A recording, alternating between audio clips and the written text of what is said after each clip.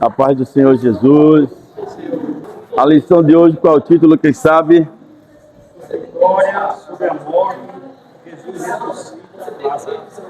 Pense numa lição boa, e que fortifica a nossa fé.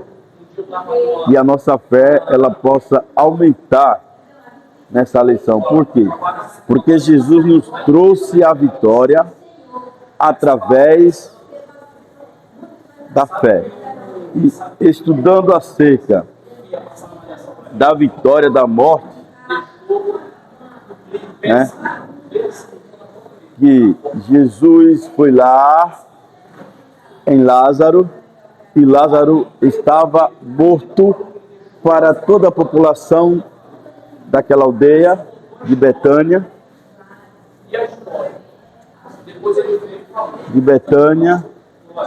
e Jesus já tinha falado antes, Lázaro não está, mas então tragada foi a morte na vitória. Então, nós, através de Jesus, na cruz do Calvário, temos o quê? Vitória. Acerca não só da morte, mas acerca de tudo que está em nosso entorno. Por quê, amados? Porque Jesus não nos chamou para ser um super crente, um super homem, não. Jesus nos chamou para ser como Ele foi, humilde,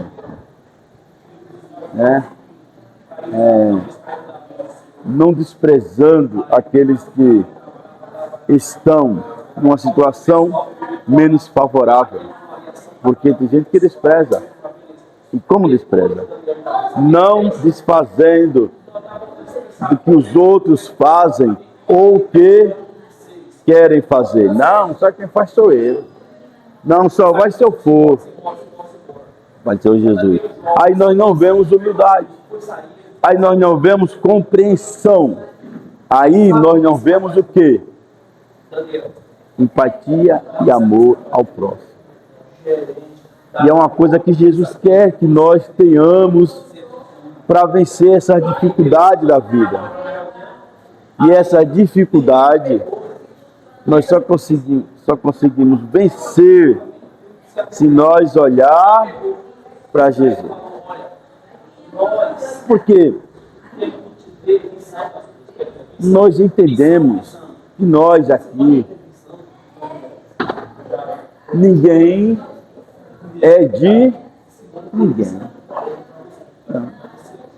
Assim como a minha esposa, eu vivo com ela, graças a Deus, 30 anos, namoro, noivado e casamento, 30 anos. Só que ela não é minha propriedade.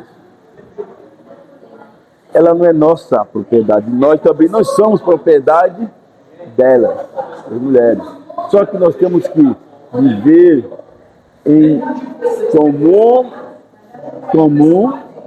comunhão, acordo, se completar, para ir bem e não se embaraçar pelo caminho. Está entendendo? Então, Jesus nos traz a vitória sobre a morte, Por quê? Porque Jesus citou Lázaro.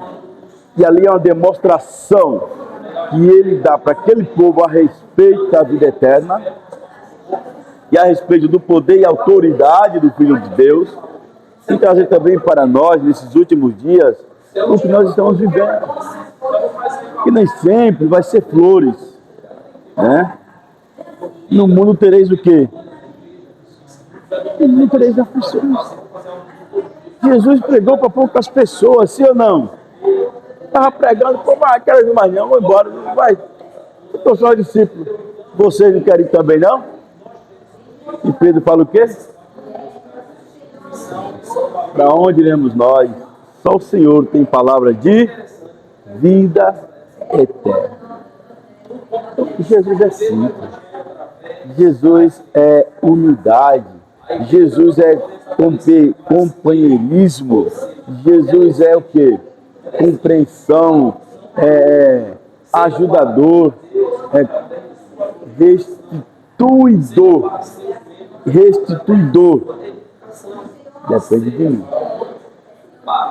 Se eu quero restituir algumas coisas, né, que eu não pensei, que eu não vigiei, que eu perdi, que eu fui bruto, que eu fui grosso, que eu fui inexperiente, aí deixa eu escapar. Mas se eu quero restituir, ele é o restituidor. Mas também depende de mim. Depende de mim, né? Vamos lá. Já leu o textual, já leu aqui, vamos lá. Isso aqui. Introdução aqui é bom.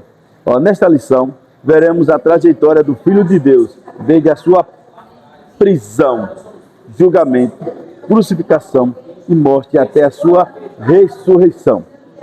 Esses acontecimentos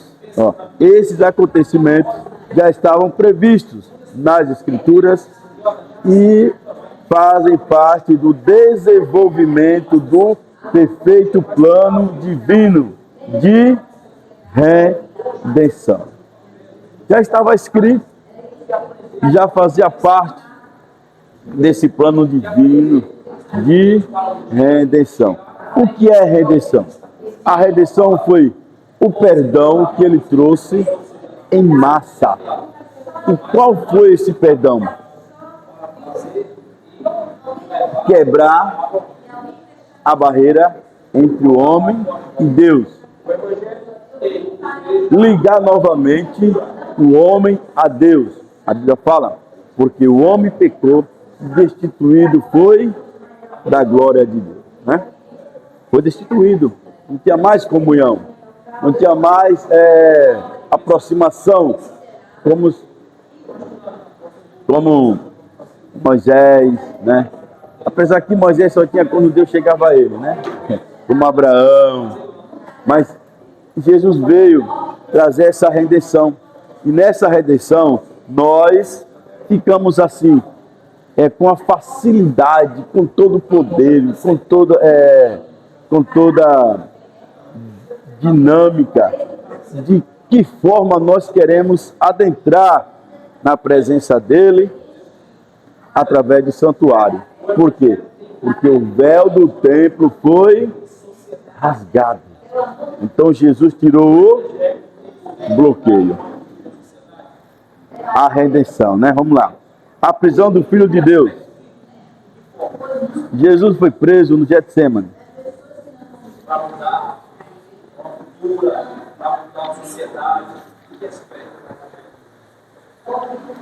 Jesus foi preso no Getsemane. Tópico 1, irmão.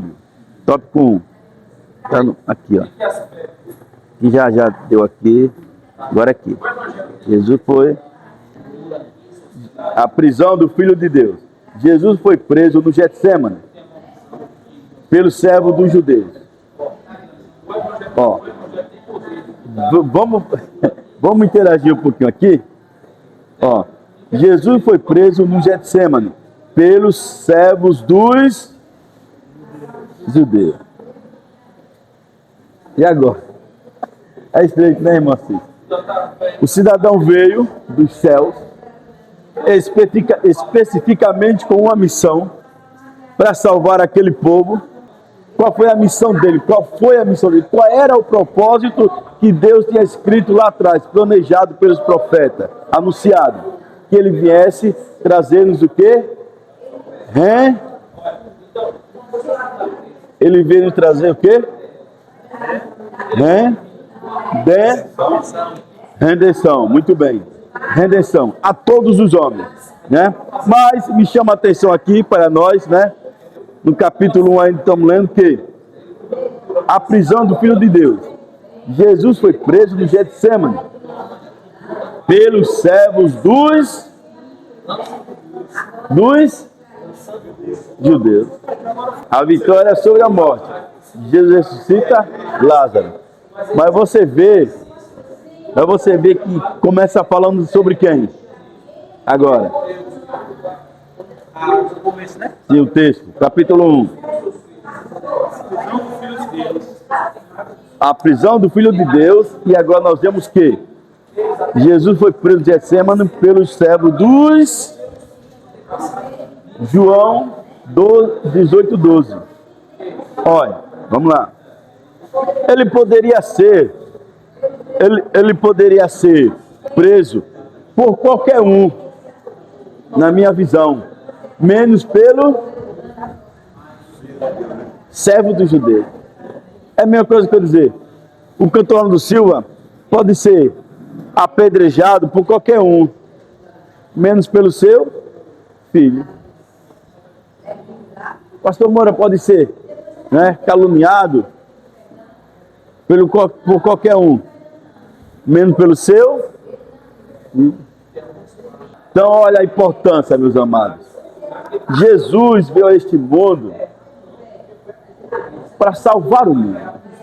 Nasceu de um povo escolhido e eleito por Deus, aonde ele deu o privilégio de o próprio Jesus vir dessa linhagem. Mas se nós formos pensar, nós vemos no decorrer da Bíblia que lá tinha várias nações, sim ou não? Várias nações. Medianita, Amalequita, Filisteu, já morreu, Jebuseu, já morreu, tinha tantas nações, mais Amonita, né? Belemita, mas Jesus veio da onde? Os judeus. E pasmem vocês, mas que todinho. Eu estava falando, foi antes de ser semana com uma pessoa, e estava explicando para ela. Eu falei, olha, ela falou assim para mim, a casa dos outros é bom, né? Tá mais todinha. Aí ela falou assim, mas será que é meu? Eu digo, olha, se a casa dos outros fosse bom, cada um de nós ficaríamos perfeitamente tranquilos na casa de outrem. Mas não fica. Casa boa é a nossa casa. E quando uma filha ou um filho casa, que sai, que vai morar fora, que passa um tempo assim, quando volta, não é a mesma coisa. Se acontece por ele caminho uma separação, uma perca, até mesmo uma viuvez, aí tende a voltar, não é a mesma coisa. Ela quer ter já o espaço dela, ela quer comandar, ela quer dar as cartas. Então, casa dos outros não é bom. Aí quando ela falou assim, e tem um ditado, né, que diz, a casa dos outros é bom, aquela família é boa, mas vai conviver com eles? Vai conviver com eles? Só sabe quem está convivendo, quem está passando. Então, é a mesma coisa. Esse povo, eita Jesus, era um povo escolhido. Mas de onde Jesus veio? Vamos lá? De onde Jesus veio?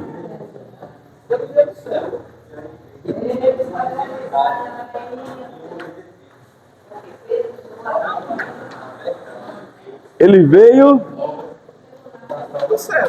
Do céu, muito bem. Desceu, né? Ele veio do céu. Ele veio de frente da Maria, não.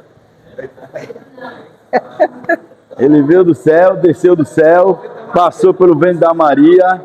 Agora eu quero lhe perguntar, esse povo judeu realmente era povo de Deus? Era do povo de Jesus?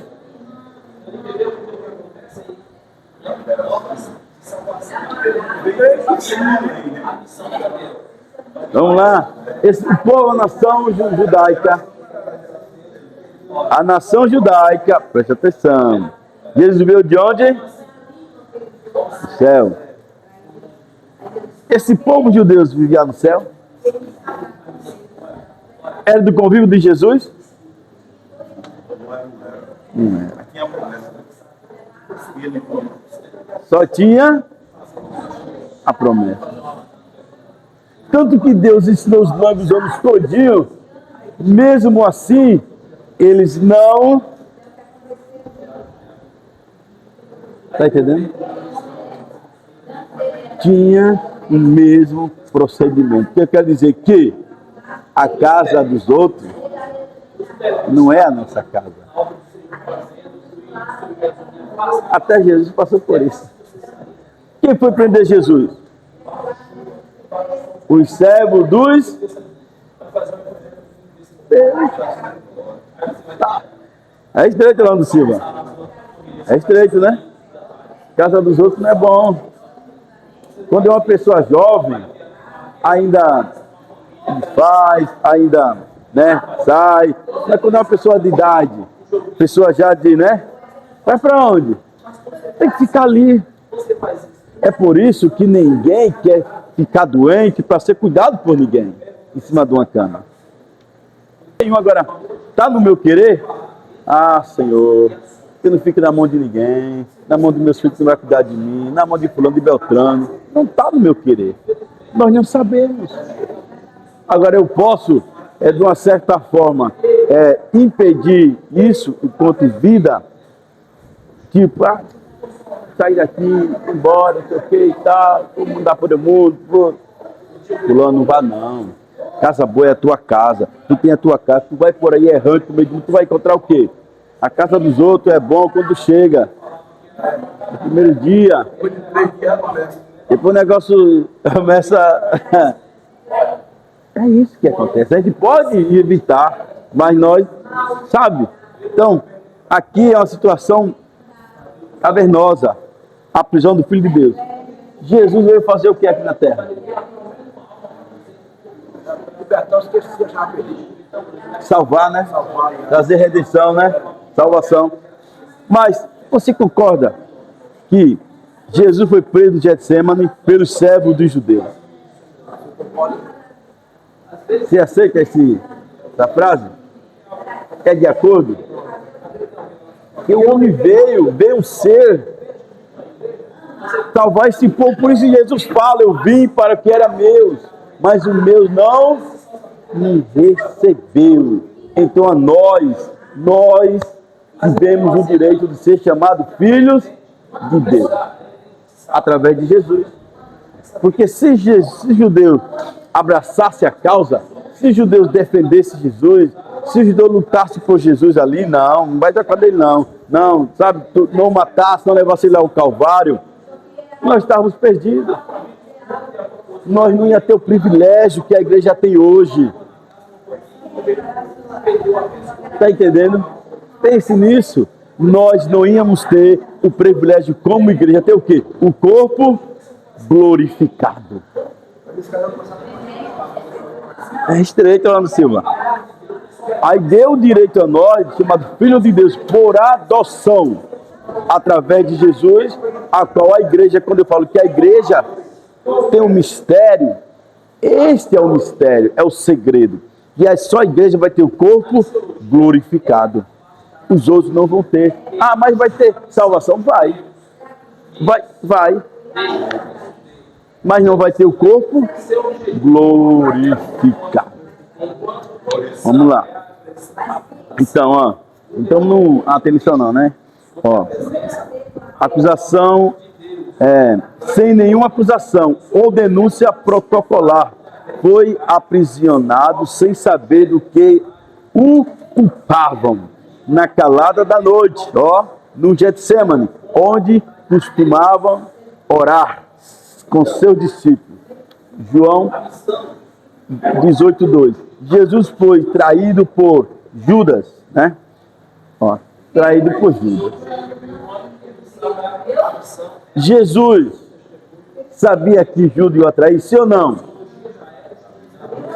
Jesus tentou impedir a ação de Judas, sim ou não? Deu oportunidade. Vamos lá. Jesus tentou impedir que Judas o traísse, alertado de uma forma ou de outra, sim ou não? Cite um exemplo. Isso. Assim, você na conversão na ceia mesmo, ele estava escondido. Se ele já sabia que era ele, podia ter uma oportunidade de dizer, né? Sai, Quando Jesus fala, quando Jesus fala, olha, nesta noite, o filho vai ser entregue, alguém vai me trair e tal, aquela coisa aí. Quem sou? Sou eu? Não. aquele que meter a mão comigo no molhado, este tu és. Judas colocou. Sou eu. Né? Sou eu. E agora? Judas tinha que ali procurar uma forma de não trair o mestre. Mas por que Judas quis vender o mestre? Calma aí. Judas se decepcionou com Jesus, sim ou não? Sim.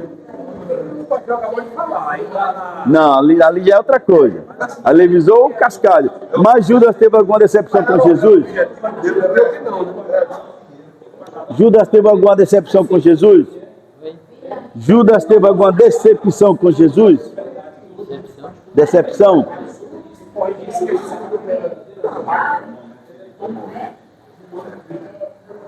Vamos lá.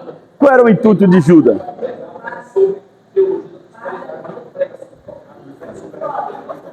Qual era o intuito dele ali? Foi, nessa passagem da pregação. Como ele era um discípulo de Jesus, ele viu muitos milagres. Ele dizia, Judas era o que, Judas? Judas E o que mais? Eu sempre falo aqui. Ele era um... era um tesoureiro, não? Mas ele era também o que? Judas era... Judas, a missão de Deus.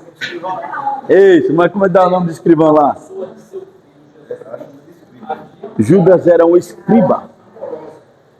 Judas tinha a visão de revolucionário. Judas se decepcionou com Cristo porque ele se uniu a Cristo para que tivesse uma revolução e que Jesus salvasse os judeus de Roma. Esse era o intuito de Judas e esta foi a decepção de Judas com o mestre.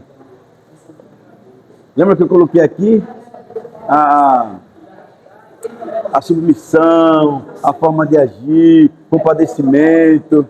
E jamais Jesus veio trazer uma guerra. Jamais. Jesus veio livrar o povo não das guerras, mas do inferno. Muito bem. Esse foi o intuito de Jesus, aonde Judas não entendeu. Quando Jesus falou, ó, Jesus pregou para meia dúzia, né? Uma dúzia de pessoas.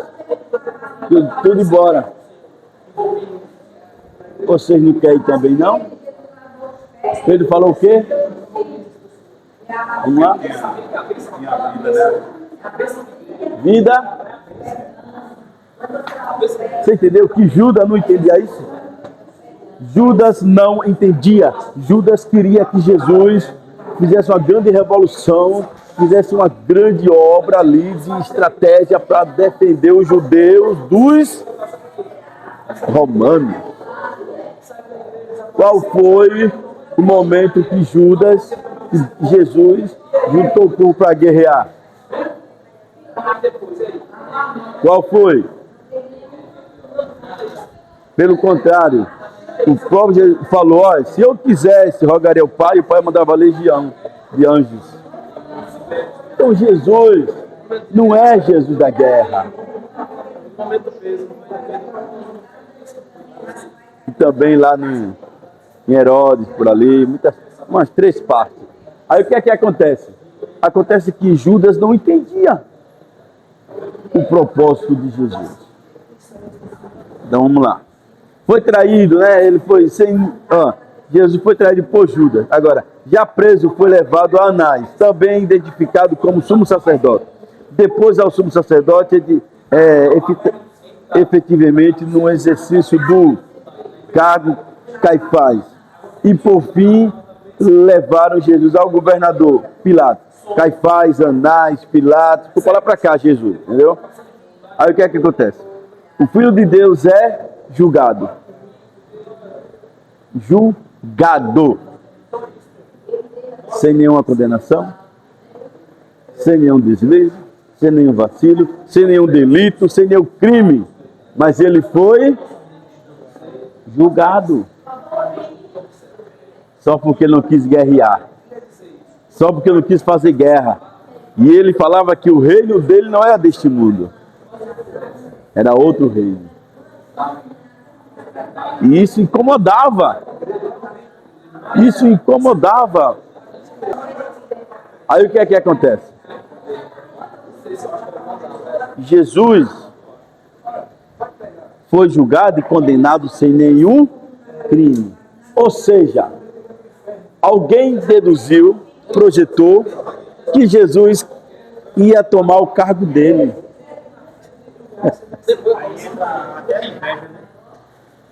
Está entendendo? A preocupação generalizou que Jesus queria tomar o cargo, porque ele estava sendo popular, ele estava caindo na graça do povo.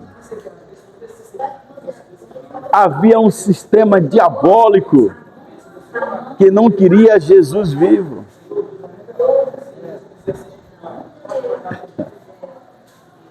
Parece que tem alguma coisa acontecendo no nosso dia de hoje que dessa mesma forma, né? Tem um sistema diabólico que não quer uma pessoa viva aí. Então, meus amados irmãos, nós vemos aqui que Jesus não queria briga, Jesus não queria guerra. Judas se equivocou de uma forma, sabe, tremenda, que foi lá sendo um dos discípulos, né? Eu costumo dizer que Jesus não chamou Judas, mas permitiu que ele estivesse ali, porque fazia parte, né? E aí o Judas foi ao ponto de Pedro falar: não, Senhor, para onde iremos nós? Só o Senhor tem palavra de vida eterna. Pedro já estava entendendo, da forma dele, porém estava entendendo. Vamos lá. Então aqui, ó. O Filho de Deus é julgado.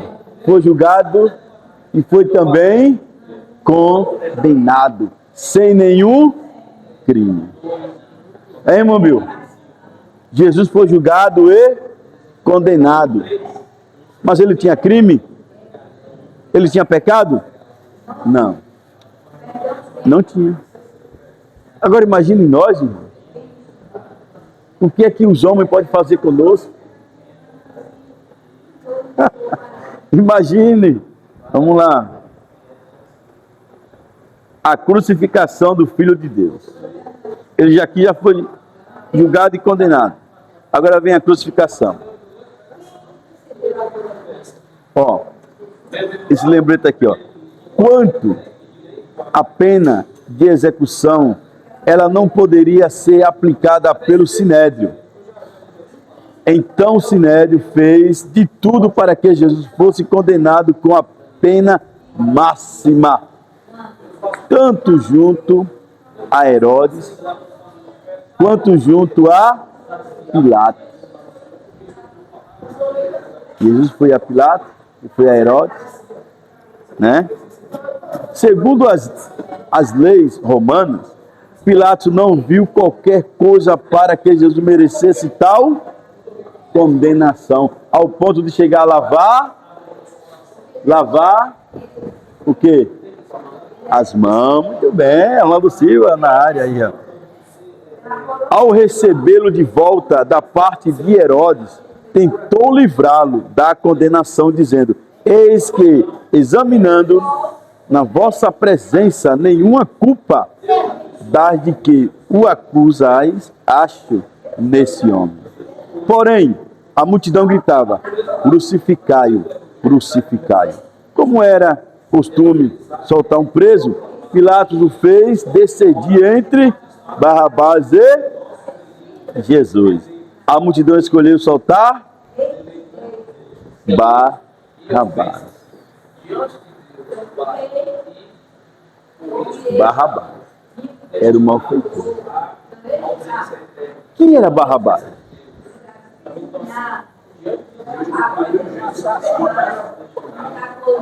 Mas ele era mais do que? O Barrabás foi um cabo importante na história do judaísmo, na época. E o que mais?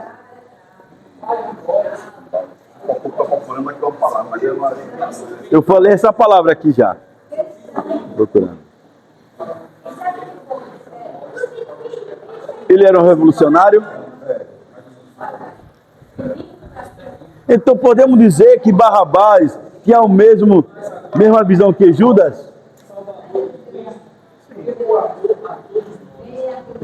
Bem, tinha a mesma visão. Por isso Barrabás estava preso. Porque Barrabás já tentou contra os romanos. Pilatos correu esse risco de escolher entre Barrabás e Jesus. Mas se Pilatos quisesse, ele absolveria Jesus, mas ele não quis. Ele não quis. Né? Eita, Jesus, não quero falar muito não, que o negócio está ficando bom. Vamos lá. Vamos lá, a crucificação. Jesus no Getsemane, vamos lá. Vamos lá, olha. E estando, Mateus 26, 47. E estando ele ainda a falar, eis que chegou Judas, um dos 12. E com ele grande multidão, com espadas e porretes, vinda da parte dos príncipes dos sacerdotes. Quem era o sacerdote? Quem era? Não. Aqui não tem nada com romano, aqui é tudo do judeu. Quem era o sacerdote? Anás, Caifás, Sinédrio. É como se aqui fosse a STF, Alta Corte. Isso, discípulo. Vamos lá. Aí, vieram com ele, vinda da parte dos princípios dos sacerdotes e dos anciãos do povo. E o traidor tinha lhe dado um sinal, dizendo: o que eu beijar é esse. Que tinha os 12, os 11, e ali estava escuro, pouca visibilidade, né? Judas não queria dar o bote errado. O que eu beijar é esse. Prendei-o. Logo, aproximando-se de Jesus, disse: eu te saúdo, Rabi. E o beijou. Jesus já sabia tudo. Jesus, porém, lhe disse: já preguei sobre isso e é muito bom pregar novamente. Outra vez Jesus tenta salvar Judas. Amigo, a que vieste? Jesus chama o traidor de amigo. Pense como eu falei no início aqui acerca da empatia, do amor, né? Consideração, da rejeição.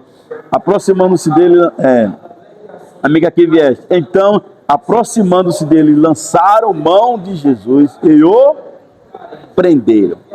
E eis que um dos que estavam com Jesus, estendendo a mão, puxou da espada e feriu o servo do sumo sacerdote. Cortou-lhe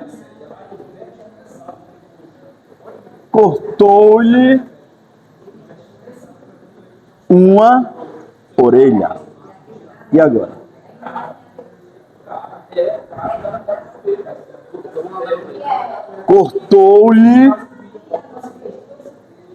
Cortou-lhe uma orelha. Então Jesus disse: mete no seu lugar a tua espada, porque todos os que lançarão mão da espada, a espada morrerá. Não, aqui Jesus fala a Pedro: Pedro, mete a tua espada na bainha, porque todos que lançar a mão da espada, sobre a espada morrerá. Né?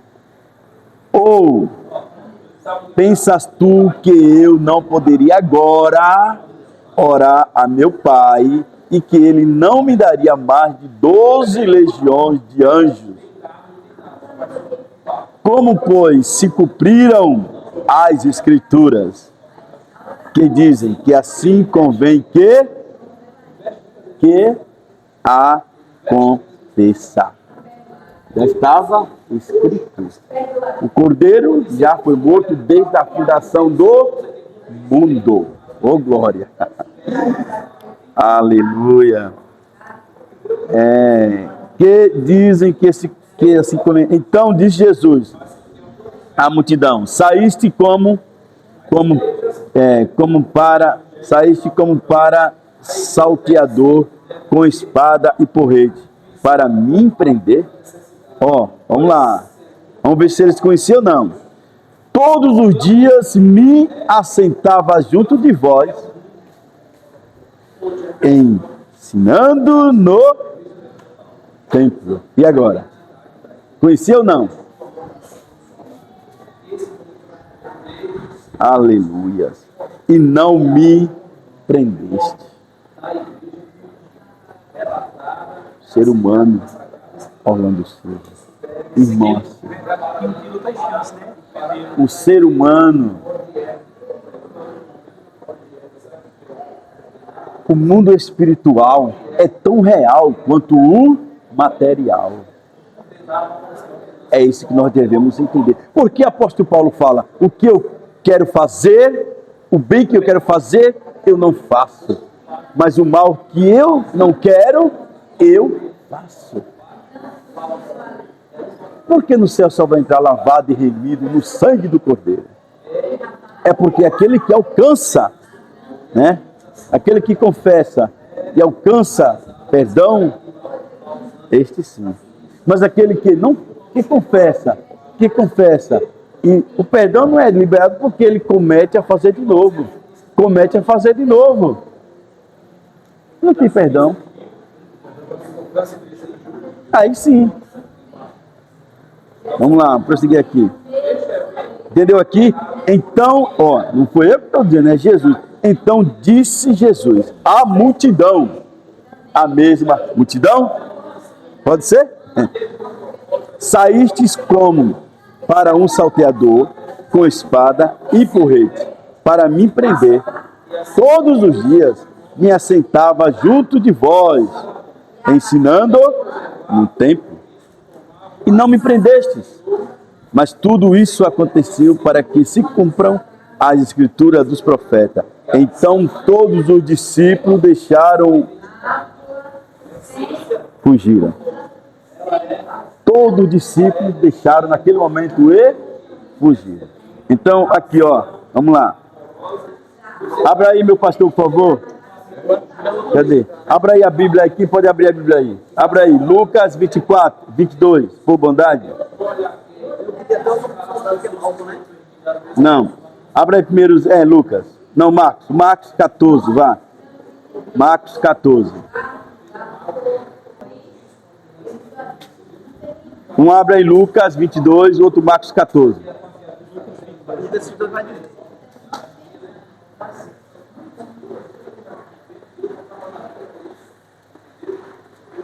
Abre Marcos. Lucas 22, 47. Vá. 47. Isso. Lucas 22, 47. Isso, pode ler. Fique de pé, por bondade, meu querido.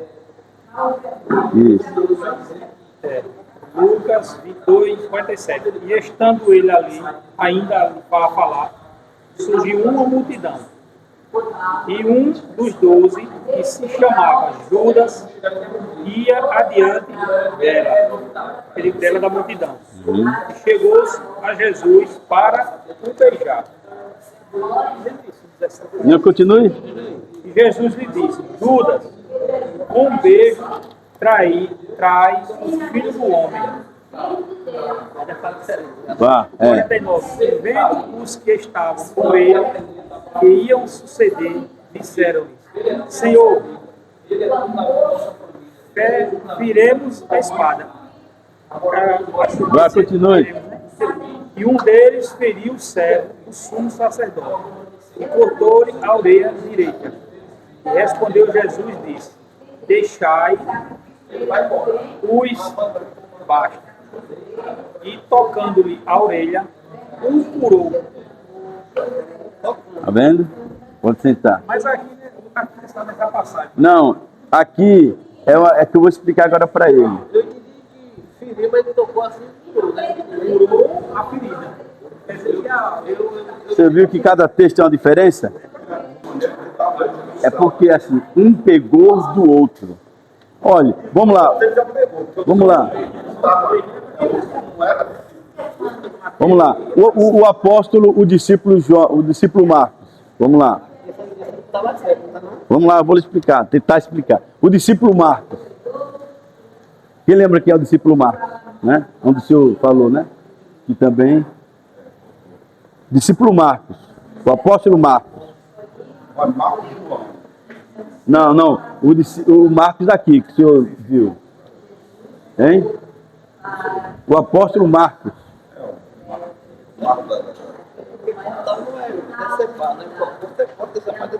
Eu estou falando do apóstolo Marcos. Conhece ele? Não. Conhece o apóstolo Marcos? Ó, o apóstolo Marcos conhece? Marcos, Sim? vai reconhecer. O apóstolo Marcos, o discípulo Marcos. Esse cidadão, Marcos, ele não é discípulo e nem apóstolo.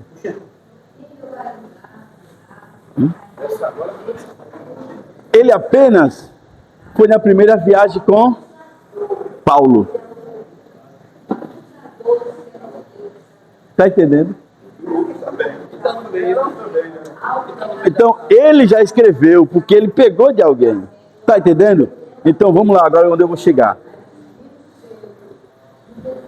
Eu estou lendo o texto. Mas ele leva assim, dos 12, não? Não. Marcos não. João Marcos não. Lucas não. Aí o que é que acontece? Eu estou lendo o texto aqui. Eu estou lendo, tá? Porque ele obedecia. Ele era um crente em Jesus. Ele era um crente, mas não era nem discípulo. Isso. Não. Ele até viu Jesus pregar, né? Mas só que ele tinha outras, vamos dizer, outras obrigações aí, mas ele estava, né? Quando ele se inteirou, quando Jesus, né, foi morto, crucificado, ressuscitou, ele agora não, agora eu vou pregar mesmo, agora eu vou. Ele está rolando aqui. Aqui não diz que ele secou a orelha, caiu no chão. De que ele cortou, feriu, cortou. Eu aprendi uma coisa assim. Cortou-lhe a orelha. Arrancou, né? Cabe nós agora dar a nossa visão. Aí, Entendeu porque os pregadores falam? isso que eu aprendi uma coisa. Porque o texto é meu. Eu estou lendo o texto. Eu que estou trazendo a mensagem. Então eu posso fazer a conjectura que eu quiser. Entendeu, Orlando Silva? Quando o senhor estiver pregando ali, É feito de pregador mesmo. quando o senhor estiver pregando ali, preste atenção. Se você estiver pregando ali, o senhor lê o texto é do senhor. O senhor não pode fugir do original. Mas o senhor pode fazer analogia que o senhor quiser. Você entendeu o que o Marcos vai fazer do Marcos aqui? Está na Bíblia. Não pode se desfazer do texto. Mas pode criar analogia. E outros pais eclesiásticos do século II. Marcos obteve o conteúdo do seu evangelho através da sua associação com Pedro. Escreveu em Roma.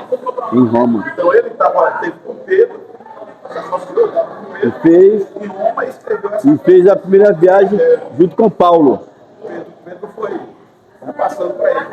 Um foi passando para o outro. Não é diferente dos nossos dias. Porque se o senhor lê esse texto e vai pregar, o Espírito Santo lhe usa de uma forma. Se esse aqui lê esse mesmo texto e for pregar, o Espírito Santo usa de outra forma. Se eu ler esse texto e pregar 3 domingos em seguida, os 3 domingos em seguida vai ser de forma diferente. Então você está lendo o texto, então você vai dar vida ao texto. Não que o texto não tenha vida, mas você vai fazer a sua conjectura da forma que você quiser. Muitas das vezes, né, quando a gente vê o pastor pregando, se a gente ficar na dúvida, né? A gente tem que olhar aqui para ter a dúvida, né? Bereano. Porque senão a gente pode acreditar na palavra agora e ficar com aquilo na mente. Isso. Agora, vocês, prestem atenção, vocês como obreiro agora, vocês três, né? Que lê o texto, que lê a Bíblia, quando tiver aquele texto para trazer a mensagem, vai na escala, já sabe. O texto é meu, mas eu vou interpretá-lo e conjecturá-lo da forma que o Espírito Santo me conceder. Está entendendo? Por quê? O que é exegese? O que é exegese? Eu também assim. Vamos lá. O que é exegese? O que é exegese? Tem exegese e exegese. A exegese é dar vida ao texto. É falar acerca do texto, né? Desbravar o texto. Então, vamos lá. Vamos fazer uma exegese aqui num bairro. Então, o senhor vai entrar no bairro, né? Aí vê, tem uma padaria ali, tem uma padaria, já sei, tem uma padaria. Vai entrando na outra esquina, ó, tem uma calçada que está meia torta. Tá desbravando, né? Descobrindo a cidade. Aí ele vai lá na frente e diz, olha, tem um muro ali, tem um muro. Pronto. Aí ele já fez a parte dele. Aí agora vai o irmão José. Vai ter outra visão, né? Outra visão. Eita, tem uma padaria, olha, padaria bonitinha, rapaz. Porta de vidro, olha, cozinha amarela. Isso ele não colocou. Mas Moisés colocou. Lá na frente vem aquele muro. Olha, tem um muro ali, aquele muro é baixo, dá para pular. Isso ele não colocou. Só que tinha um muro. Então cada um tem uma forma de fazer a sua analogia. Entendeu, meu querido? Quando ele fala assim, eita, Jesus pegou, tal. É a conjectura dele. Não vai fazer, que ele se abaixou.